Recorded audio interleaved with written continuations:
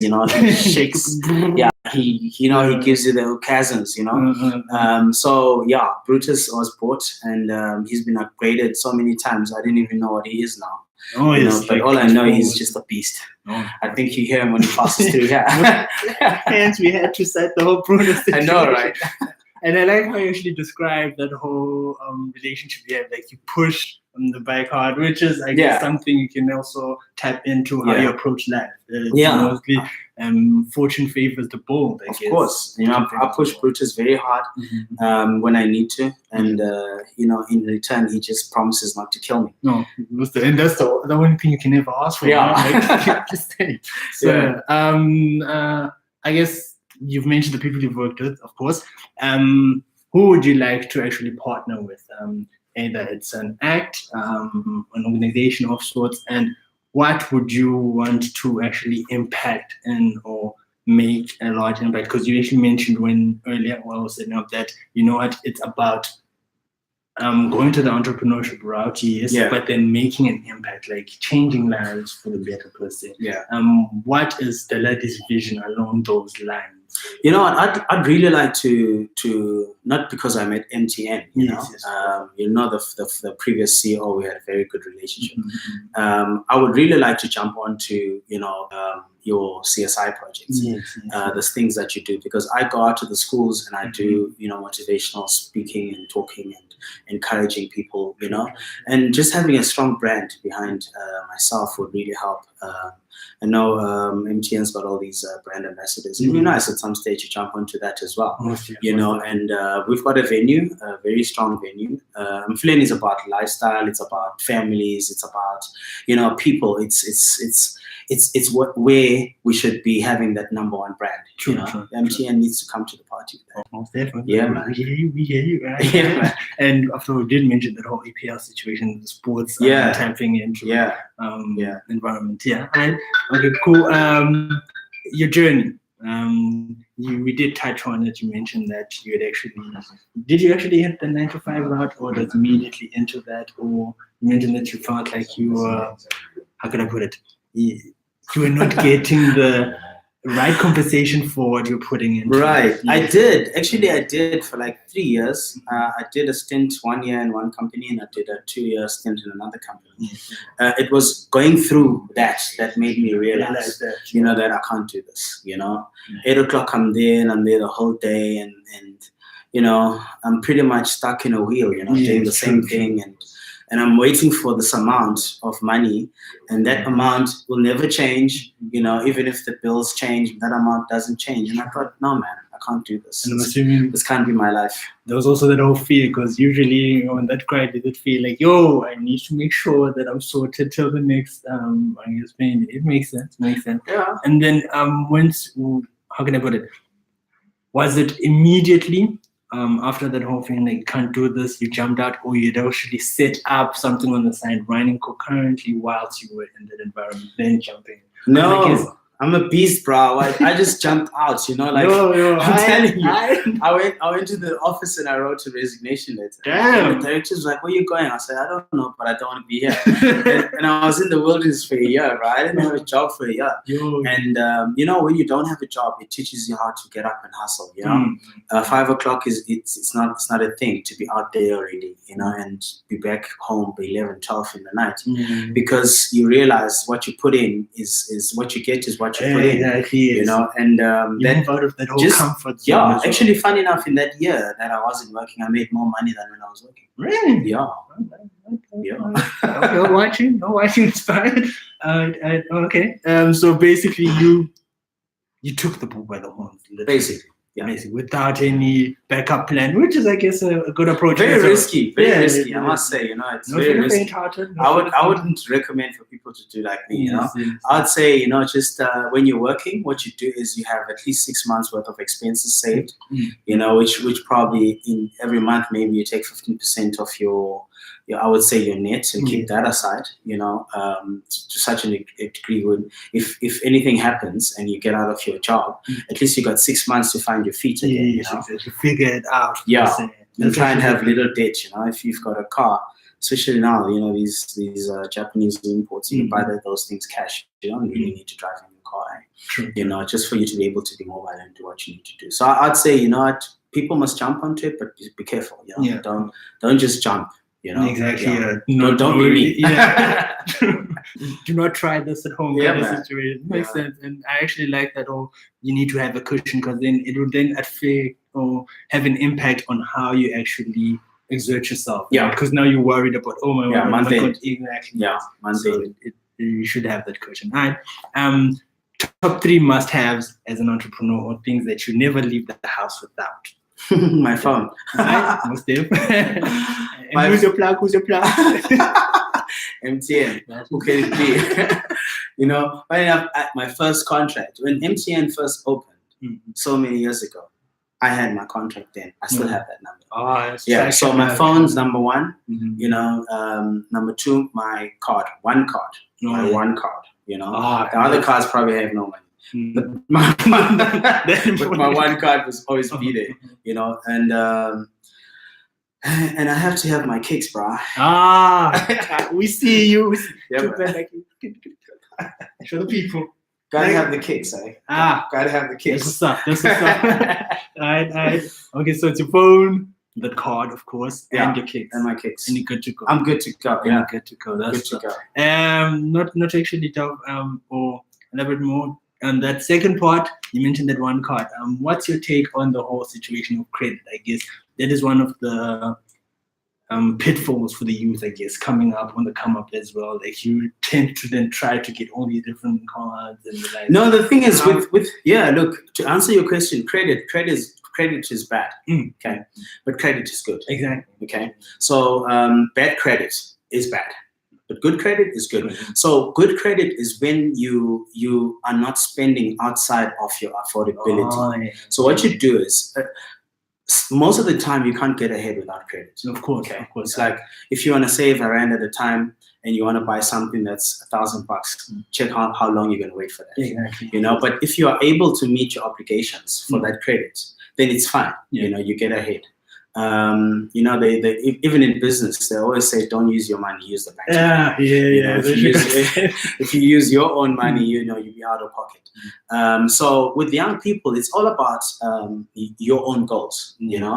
A lot of the time, peer pressure is really bad. Makes you into the and then someone's like, yo, I got the new iPhone. No, it's okay. Keep your Nokia until such time that you can afford the iPhone, because you don't really need to do that. True. Yes, it takes better pictures or whatever. So it's all in pacing yourself. If you pace yourself in your own way and you run your own race, you can pick up good credit. But if you don't, you pick up bad credit.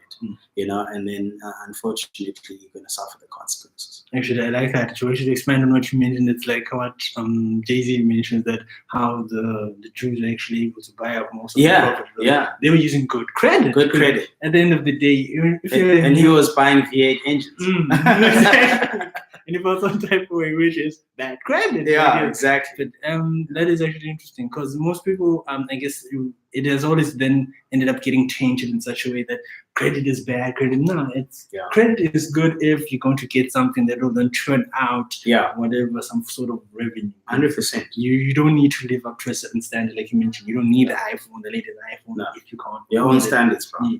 Own race, own lane. Which is the next question. I guess we're going to dive into that whole new era of social media and how important, or what's your take on knowing thyself? Like, there's so many pressures the youth are actually jumping into. You kind of feel like, I need to live up to a certain standard because I'm seeing so many people on my feed happy and the likes. What's the approach, and what's a healthy dosage of getting either inspired or being within that new era and realm? Social media as a platform, he has elements of real and elements of not real. So what happens is, people sell products and services, and you find some of the people that are looking so fine and are driving these nice cars. These are not actually their cars, and some of the things that they're wearing, those are not their things. They're advertising, and they're trying to put up appearances for some other brands and some other people. And you find then that, I'll give you an example. Some lady says to me, I was in Dubai at the Gucci shop, just walking past.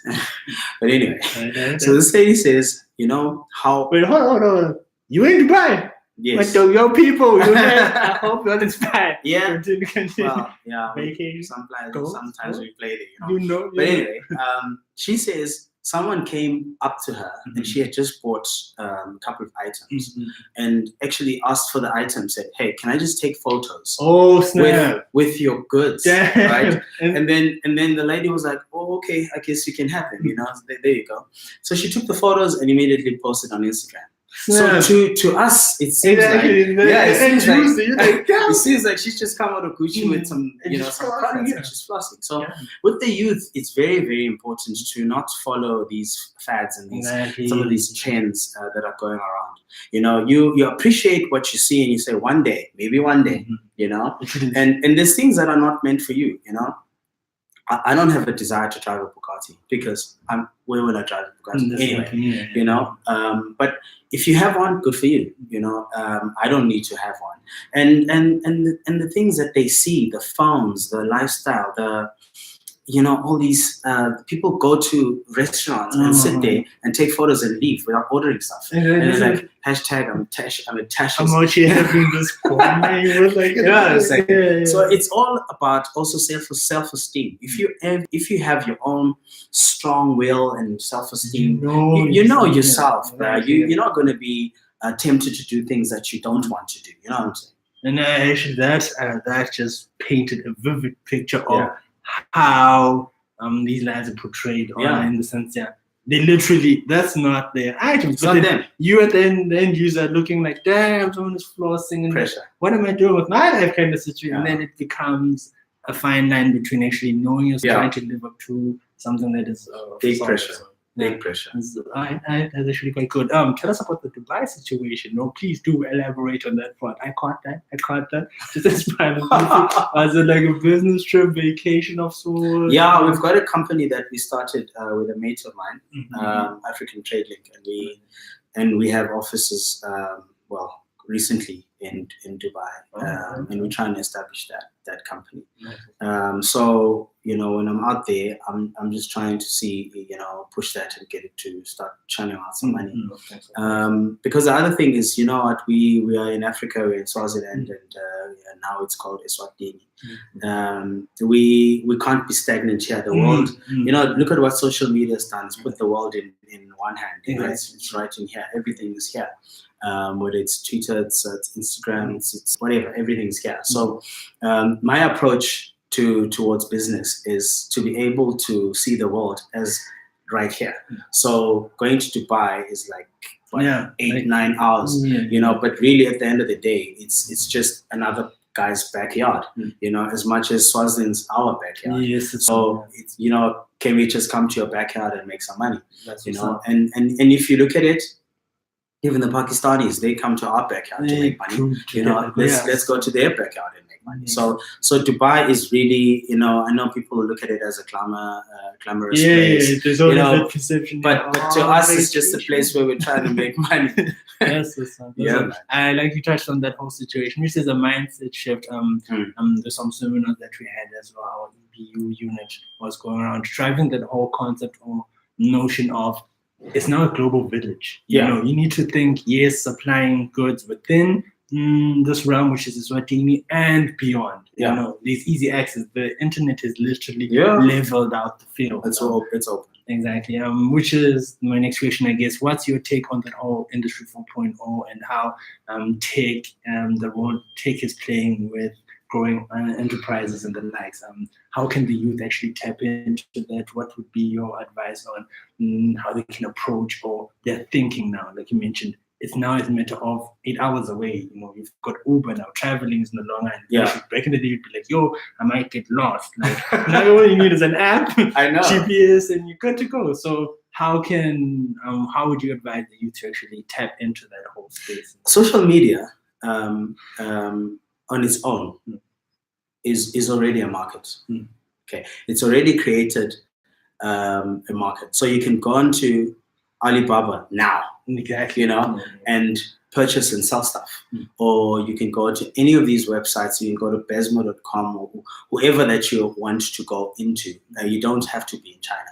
So I was talking to a group of entrepreneurs about social media marketing. Yeah. That you've got when you type into any of these things and you're talking to people, you must know you're not talking to Swazis. Exactly. Yes. You know, you're already talking to a whole. And I look at that post on Instagram. You get likes from Germany, you get likes from France, and get guys asking you, especially when I post with it, they're asking you, is he for sale? I'm like, no, he's not for sale. So I would say to the youth, first of all, you have to be believable yourself. Okay, so when you put up something on social media, even if you put up your own profile, clean your profile. Okay, clean it in such a way that if someone stalks your profile, they don't see rubbish there.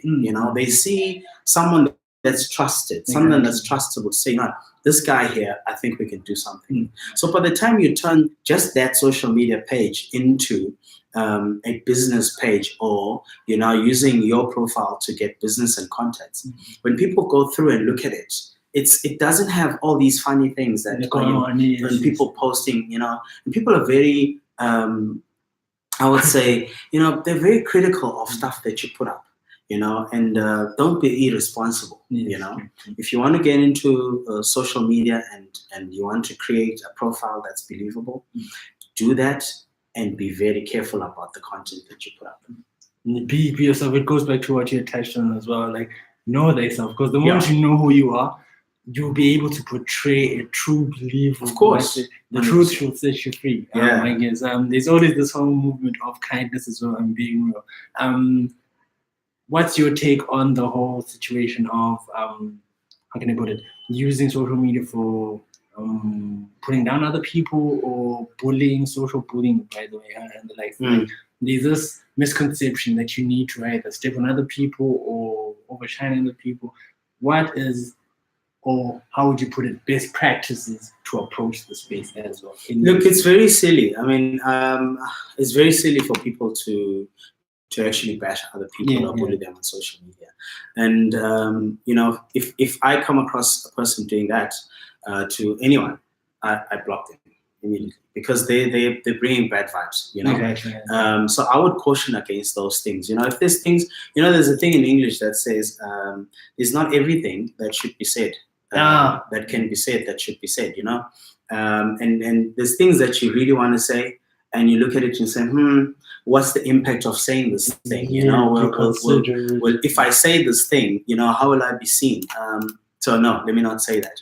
And then you come off better. Sometimes you find people commenting on things that they don't even know about, and they will comment in a bad way, and then when they find out the truth, they can't go back and remove the things that you've already said. It's already out, and people got the screenshots. So I would caution against that. If you've got beef with someone for whatever reason, rather inbox them and then have this discussion and get over it. Don't hold grudges and stuff. Basically, think it through before. Think it through, and don't make decisions when you are angry. You'll make wrong ones for sure. Oh yes, which comes back to the whole how to make the right entrepreneurship decision. What has been your process, I guess, for anything that you'd like to jump into? I'm assuming you have a process like a vetting. Is it either you hit up your team or you go through some sabbatical of sorts? Actually, what I do is I do go into sabbatical. Before I come back to the team, I'm always shocking the team, because I'm always coming up and say, hey, this is what we're going to do. And they never say, no, this is not going to work. They're like, that is genius. Why? Because I'll take, like now I'm on a little bit of a sabbatical from Facebook, because I'm working on something. And I go into my quiet space. Sometimes I'll go and I'll book in a quiet place at the Kruger Park, where there's no radio, there's no TV, there's no phones signal. I sit there for 2 days, and in the 2 days, I'm just trying to ask myself questions and answer them. Is it the right thing to do? Have I got the means to do it? What's the worst case scenario? Exactly, what if it doesn't work? What if it does work? Because people ask themselves one question: what if it doesn't work? What if it does work? What's the best case scenario? Like you touched on that. There's some aspect I got from Jordan Peterson, where he's like, you should always map out your life. Like, what's the best case scenario? Like, if life were good, how do I envision that? Yeah. And then what's the worst case scenario? Like, should things go south? Like, this is what can happen. Because that helps you move along or move through life with a clear mindset and introspection. Whatever you do is, if it doesn't work out, this is what might happen, and if it does happen, this is how it happens. Yeah. So being I'm a very optimistic person, and maybe sometimes ambitious. But look at what my ambition gave me. Exactly. You know, within a year, I had a 16-room hotel. You know, that's ambition right there. What? You know, and and it worked. You know, and so I'm always in my head. I'm the guy that's, you know, I do the good cop bad cop thing within myself. You know, and I say, yeah, but what if? And then I say, actually, what if it works? And if you put the two together, you get to a decision. Before you go out to the team or before you go to a third party and discuss, because, you know, third parties are like this. You'll go to a third party that's very pessimistic. And as soon as you say that, who's going to buy that? And they say, who's going to buy that? They'll look at it from their scope of the way they view life. Like, nah. So if it's not within you, I mean, I spoke to a guy in the banking sector here, and he said to me, clean, he said, bro, you know what, you my bro and everything, but I wouldn't have loaned you money for a fling. No. And I said, why? He said, because I couldn't see it. I said, I said, I couldn't see it. You could go to the board and talk and whatever. We would not have given you money. Damn. And look at your... And now they're one of my biggest clients. With hindsight, it's like, and that's actually something to really, really take into consideration, simply because now imagine if you had gone with the whole practical idea that you've been a pessimist. You'd be like, you know what, as soon as they shut you down, or if this comes to like, it's not going to work. It's actually interesting at some point. Athletes, what's your take on athletes in general? Because I've come across like entrepreneurs and the likes. You mentioned the whole sports aspect. I'm also touching on that, and that usually are inspired by other musicians and the likes. But I've always found that athletes have this resilience, I guess, to how they approach things. Any athletes that you're currently following, teams per se? What's your favorite team, soccer team as well? You know, athletes. I was once the fastest guy in Swaziland. Oh, yeah, at varsity. Track and field. 100 meters. I was like, what? Yeah, they used to call me Sonic because, you know, Sonic was the hedgehog. Yes. The guy that used to run. So that got that. Because I was like, you know, that guy. Athletes have got a very, very strong personality and will.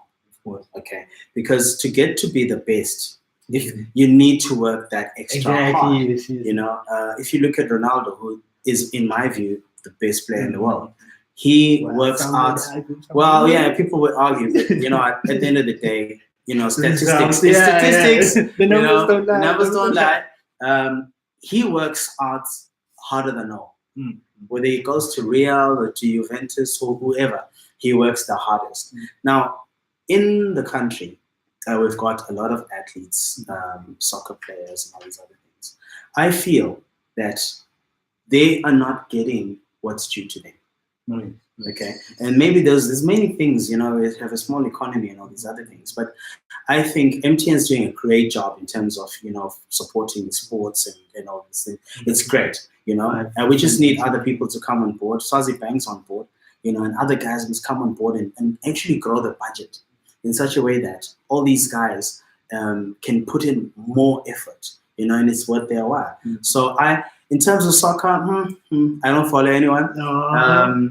No, but I grew up Man U because at the house, you know, everyone was Man U. I had a feeling not that I'm going to against Man U as an Arsenal fan, but I kind of was like, I have a feeling of Man U. No, but you know what? I grew up Man U, you know, but I'm not, you know, staunch thing like that. I mean, actually, the other day I wore. To be converted. Yeah, actually, the other day I actually wore Liverpool shirt. You know? No, not Liverpool. No, but the reason I wore it because it was a nice shirt.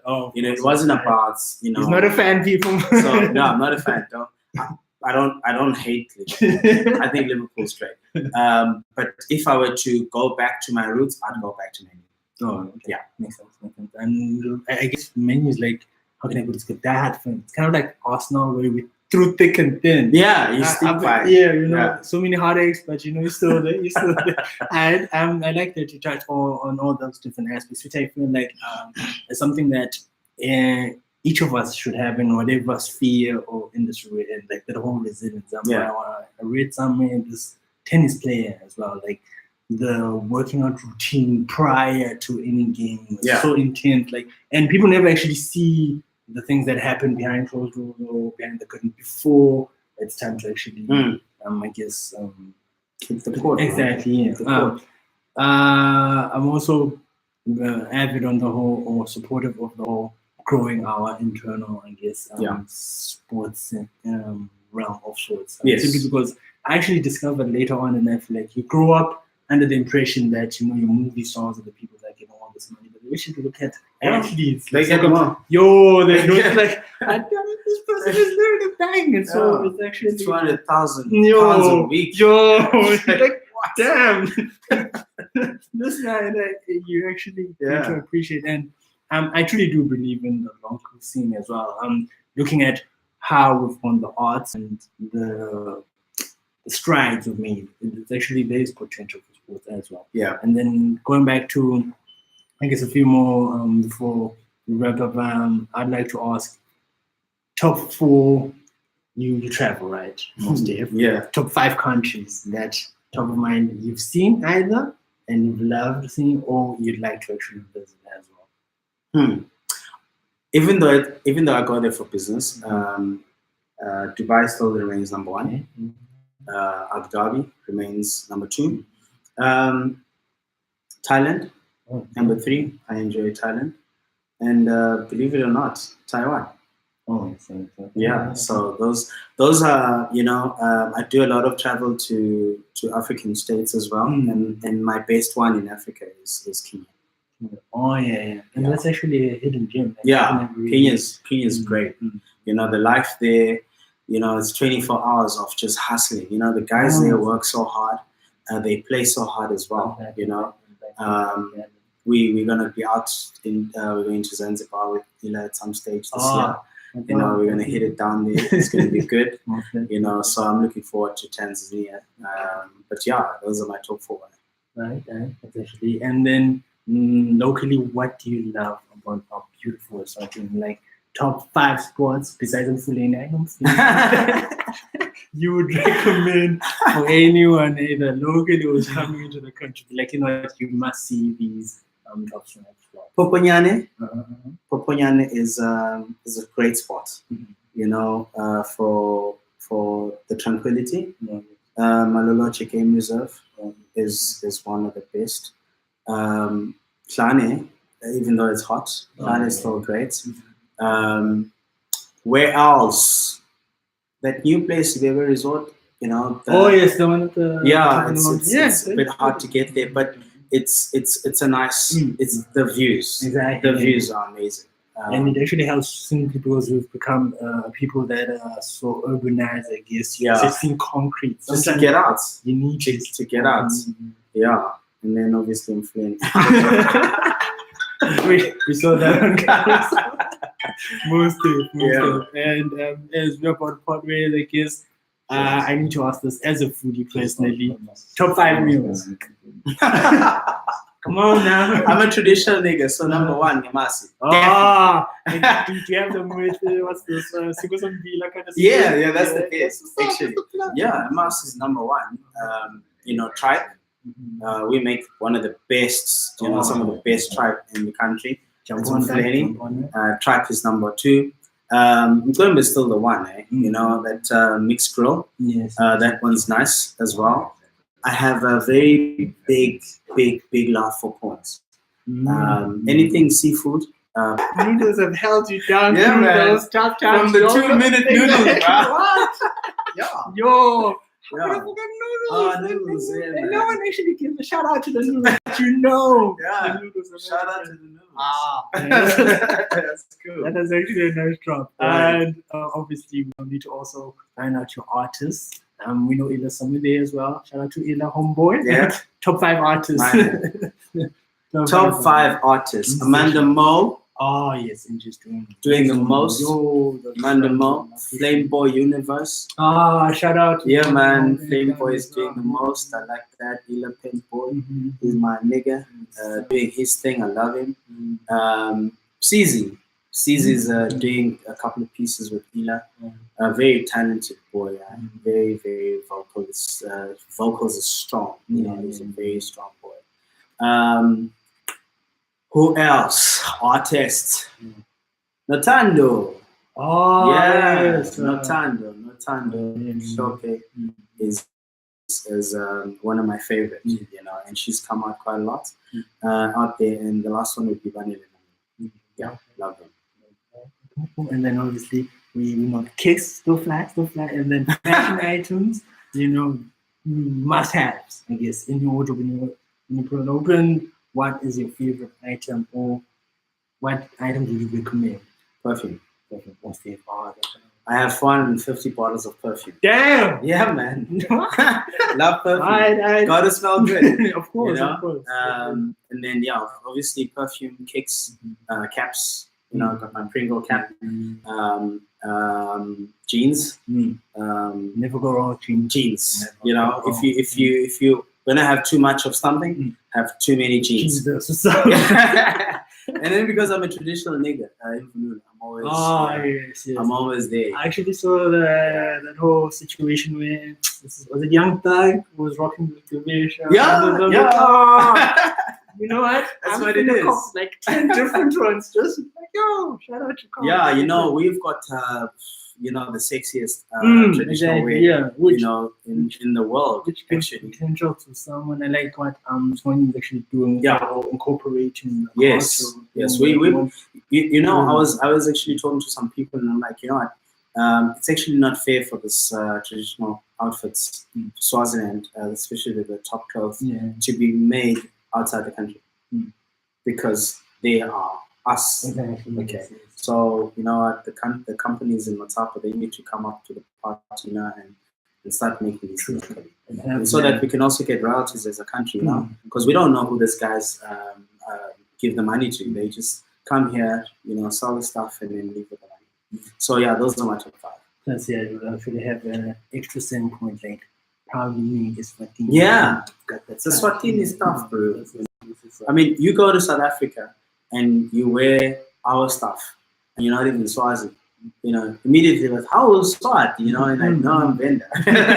You know? That's all right. As always, inspiring words to, you know, our youngins on the come up, I guess. Anyone trying to decide should they jump into this whole entrepreneurship period, and what they need to know as well, and what we can expect either this weekend in Pennsylvania or the coming weekend. Yeah. The country needs young people. The country needs inspired young people. Because with the generation, you know, the people coming after us, and it's a whole belt of generations. Okay. And entrepreneurship shouldn't be from people coming outside the country. We like FDI, we appreciate it, thank you very much, but we would like to grow our own economy ourselves. Okay. So there's no reason why other people are coming in here to open up shops when you can do the same thing. So I would encourage you, plan, and then execute. Because you know how many people have got good plans, but they never execute. They never happen. Exactly. So procrastination becomes such a problem. So I would say, guys, we need you to come.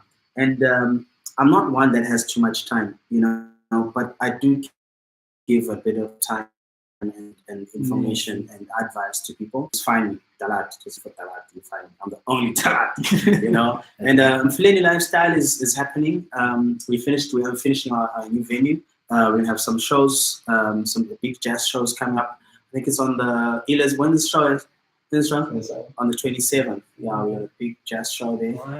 And then the rest of it, we've got the Bucket Sunday. That's always there on the Sundays. On Thursday, we got the comedy, new material. Guys are coming out to try out. You could come out and we give you 3 minutes to say whatever. You might shock us. And we just installed a new sound system, which allows us to control what we play. And because Mfuleni is about families, all our stuff is PG rated. So you can come through, you will not hear songs that swear. Yeah. Like content has been, censored. Thanks so much, my good man. Thanks so much. It's been great. Peace, people.